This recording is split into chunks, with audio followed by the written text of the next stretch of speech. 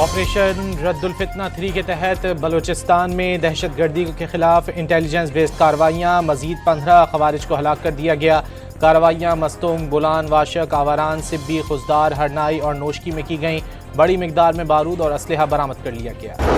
جس نے ریالٹی دیکھنی ہے، عاقب شہید کے والد سے ملے نا، میں مل کے آیا ہوں، اس کی ماں سے ملے نا، جوان بچے کو شہید کر دیا، وہ ابھی زخمی تھا، ایمبولینس لے جانے کی کوشش کی، نہیں جانے دی، وہ ایمبولینس کے اندر آخری سانس اپنے لے کے اللہ کو پیارا ہو گیا۔ اس کے بعد اس کی ڈیڈ باڈی لے جانے کی کوشش کی، نہیں جانے دی، 3 دن ڈیڈ باڈی رہی، نہیں جانے دی، حملے کیے، جانے کی کوشش کی، اس کا باپ، اس کا بیٹا، بھائی وہ ڈیڈ باڈی لینے کے لیے اس کو پکڑ کے لے گئے، جائیں، اس کا باپ تو ظالم نہیں ہے نا، اسے پوچھیں۔ آئی جی آزاد کشمیر نے کالعدم ایکشن کمیٹی کے ناپاک عزائم کو بے نقاب کر دیا۔ نام نہاد امن پسند کالعدم تنظیم نے عاقب شہید کی لاش وصول کرنے کے لیے گئے اہل خانہ کو اغوا کیا، برہنہ کر کے تشدد کا نشانہ بنایا اور غیر اخلاقی ویڈیوز بنائے۔ کیپٹن ریٹائرڈ لیاقت علی ملک کا یوم شہدائے پولیس پر مظفرآباد میں تقریب سے خطاب، پیغام دیا، باہر بیٹھ کر کشمیر پولیس کو گالیاں دینے والے شرپسند ٹولے کی حقیقت عاقب شہید کے والد سے پوچھیں۔ میر رضا ہلاکت کیس میں اہم پیش رفت، اغوا کیس کو قتل کے مقدمے میں تبدیل کر دیا گیا۔ ایف آئی آر میں قتل کی دفعات 302 شامل۔ فیروز آباد پولیس کے مطابق قتل کی دفعات قبر کشائی اور پوسٹ مارٹم رپورٹ کے بعد شامل کی گئیں۔ قتل کی تحقیقات کے لیے نئی تحقیقاتی ٹیم اثر نو تفتیش کا آغاز کرے گی۔ میر رضا کے اہل خانہ سے ملاقات کی اور تحفظات سنے، ورثاء کے خدشات وزیر اعلیٰ مراد علی شاہ تک پہنچائے، انہیں یقین دہانی کرائی ہے خدشات ختم ہونے تک تفتیش جاری رہے گی۔ میئر کراچی کی صحافیوں سے گفتگو، باور کرایا حکومت غیر جانبدار تحقیقات چاہتی ہے۔ مرتضی وہاب نے لانڈھی کے ایم سی اسپورٹس کمپلیکس کے افتتاح پر کہا، پیپلز پارٹی بلا تفریق عوام کی خدمت کر رہی ہے، شوشے چھوڑنے سے مسائل حل نہیں ہوں گے، شہر ٹھیک سمت میں آگے بڑھ رہا ہے۔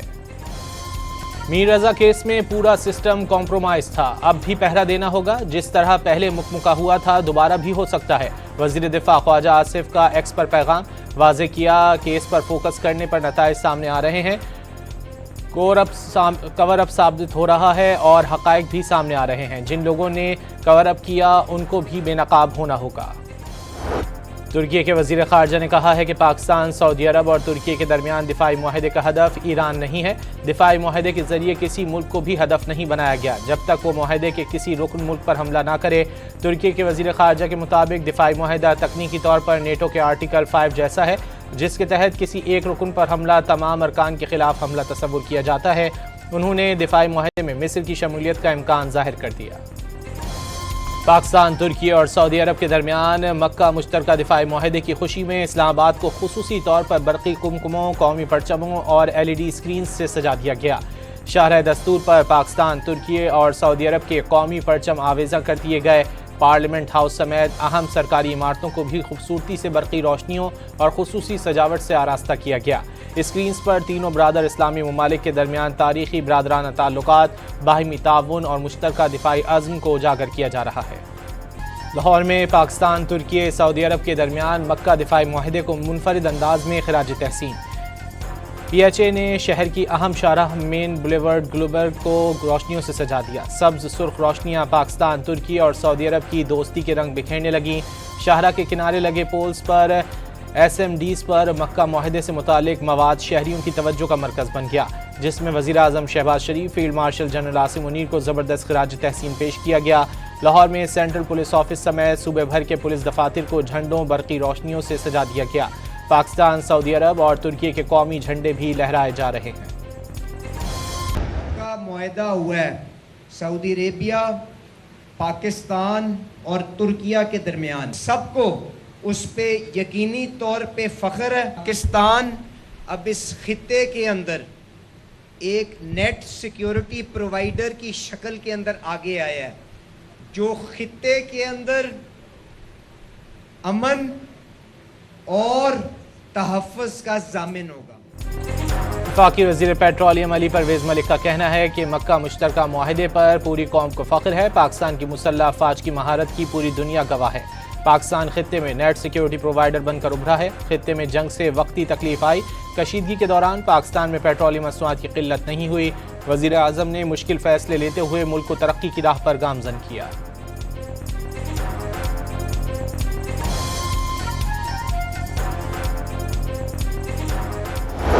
اس میں کہنا یہ ہے کہ فوری طور پر یہ کوشش ہونی چاہیے کہ اب ایران بھی اس میں شامل ہوتا ہے، اور پھر اس کے ساتھ ساتھ قطر ہے، بنگلہ دیش ہے، ملیشیا ہے، انڈونیشیا ہے، اور دیگر ممالک بھی پھر اس میں آتے چلے جائیں۔ امیر جماعت اسلامی حافظ نعیم الرحمان کا مکہ دفاعی معاہدے میں ایران کو بھی جلد شامل کرنے کا مطالبہ۔ دفاعی معاہدے کا خیر مقدم مسلم ممالک کے لیے اہم پیش رفت قرار دے دیا۔ پیٹرول کی موجودہ قیمت ناقابل قبول قرار دے دی۔ کہا کہ لیوی کے نام پر حکومت کا عوام سے 8,000 ارب روپے لینے کا دعویٰ۔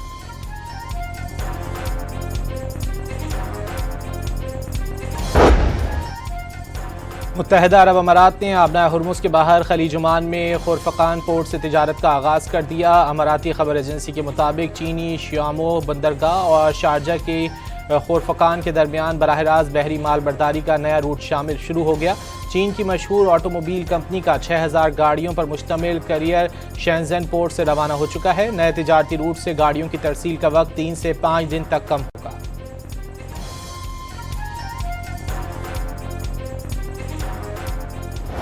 ایران نے آبنائے ہرمز مکمل طور پر کھولنے کے لیے امریکہ کو 6 شرائط پیش کر دیں۔ ایران کی قومی سلامتی کونسل کے سیکریٹری ذوالقدر کے مطابق کبھی بھی اور کسی بھی زبان میں ایران کو دھمکایا نہ جائے، قوم کی توہین نہ ہو، ایران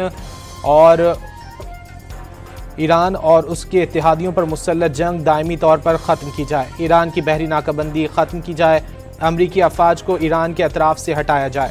سیکریٹری قومی سلامتی کونسل کا کہنا ہے کہ امریکہ نے رویہ نہ بدلا تو آبنائے ہرمز دوبارہ نہیں کھولی جائے گی۔ جنگ ہو یا مذاکرات، ایران اپنے ارادوں سے پیچھے نہیں ہٹے گا۔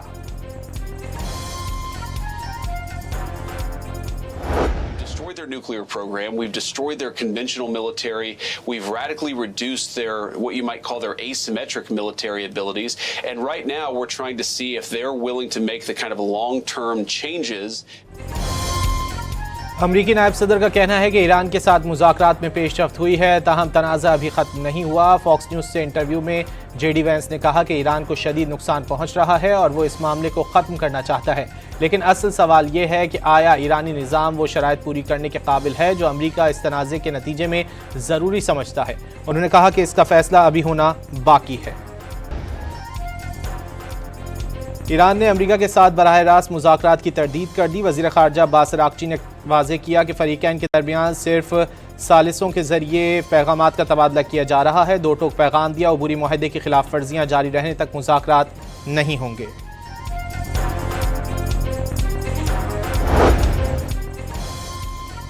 ایران کے صدر مسعود پزشکیان نے کہا ہے کہ مذاکرات اور سفارتکاری نے امریکہ کو مجبور کیا ہے کہ وہ ایران کے ساتھ مفاہمت اختیار کرے۔ معاہدے پر پہنچنے کے لیے موجودہ صورتحال بہترین وقت ہے۔ تہران میں پریس کانفرنس کے دوران انہوں نے کہا کہ اسلام آباد مفاہمتی یادداشت کے تحت امریکہ کے لیے ضروری تھا کہ وہ ایران اور عمان کی جانب سے مشترکہ طور پر تیار گائیڈ لائنز پر عمل کرے۔ امریکہ نے یہ نہیں کہا کہ جس پر ایران کو رد عمل دینا پڑا۔ ایرانی صدر نے امریکہ کو مجرم اور استعماری حکومت قرار دیا، کہا کہ امریکہ سے متعلق ایران کا رویہ نہیں بدلا۔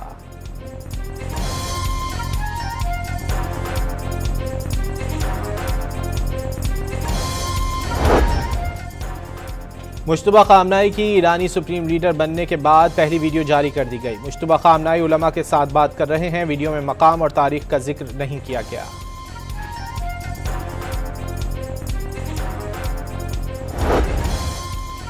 ایران جنگ میں ہتھیاروں میں کمی پر امریکی محکمہ دفاع نے کمپنیوں کو اسلحے کی پیداوار بڑھانے کی ہدایت کر دی۔ نائب وزیر دفاع اسٹیو فائنبرگ کی نئی پیداواری حکمت عملی کے لیے کمپنیوں کو 21 دن کی مہلت۔ امریکی اخبار واشنگٹن پوسٹ کا دعویٰ۔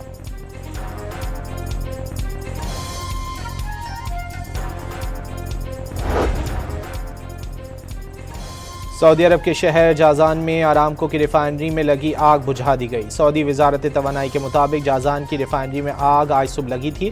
آرامکو کے فائر فائٹرز نے کامیابی کے ساتھ آگ پر قابو پا لیا۔ یمنی حوثیوں نے آرامکو ریفائنری پر ڈرون حملے کی ذمہ داری قبول کر لی۔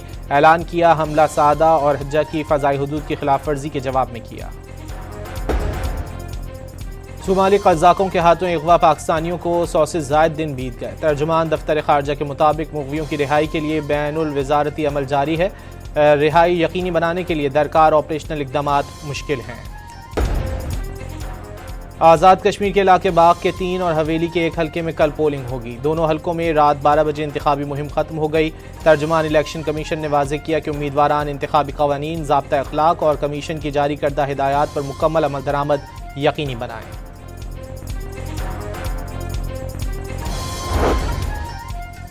بلوچستان میں ضمنی بلدیاتی انتخابات کا دوسرا مرحلہ یوب، لورالئی اور سبی میں 6 جنرل نشستوں پر پولنگ جاری. 19 امیدوار قسمت آزمانے میدان میں اتر گئے.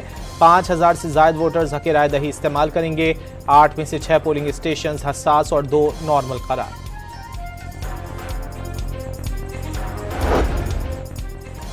وزیر اعلیٰ پنجاب مریم نواز شریف سے وہاڑی کے ارکان صوبائی اسمبلی کی ملاقات. سیاسی امور، ترقیاتی پروجیکٹس اور عوامی فلاحی منصوبوں پر تبادلہ خیال کیا گیا.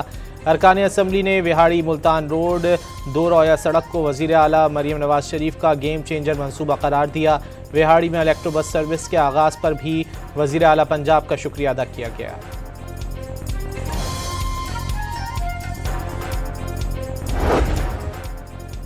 وزیر داخلہ محسن نقوی کا علامہ اقبال انٹرنیشنل ایئرپورٹ لاہور کا اچانک دورہ. امیگریشن عمل کا جائزہ لیا. مسافروں کو امیگریشن کا عمل تیز کرنے کی یقین دہانی.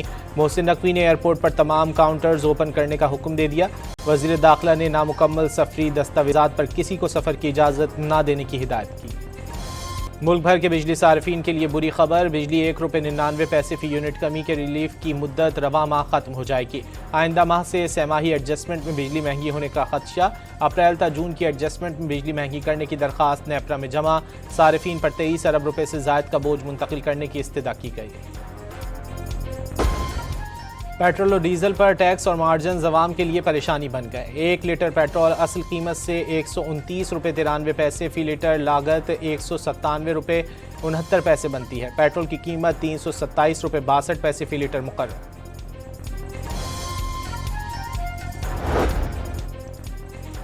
لاہور میٹرو بس سروس 11 اگست سے بند ہونے کا خدشہ. نجی کمپنی نے پنجاب ماس ٹرانزٹ اتھارٹی کو آپریشنز معطل کرنے کا نوٹس بھیج دیا. مالی وسائل ختم ہو گئے، ذاتی وسائل سے بلا تعطل ایندھن فراہم کیا جائے. نجی کمپنی کا موقف. پنجاب ماس ٹرانزٹ اتھارٹی کو آپریشنز معطل کرنے کا نوٹس بھیج دیا. مالی وسائل ختم ہو گئے، ذاتی وسائل سے بلا تعطل ایندھن فراہم کیا جائے. نجی کمپنی کا موقف. قصور میں بارش کے دوران مکان کی چھت گرنے سے ملبے تلے دب کر خاتون جاں بحق اور 3 افراد زخمی ہو گئے. بارش کے دوران نشیبی علاقے زیر آب آ گئے. گلیوں اور سڑکوں پر پانی جمع ہونے سے شہریوں کو مشکلات کا سامنا.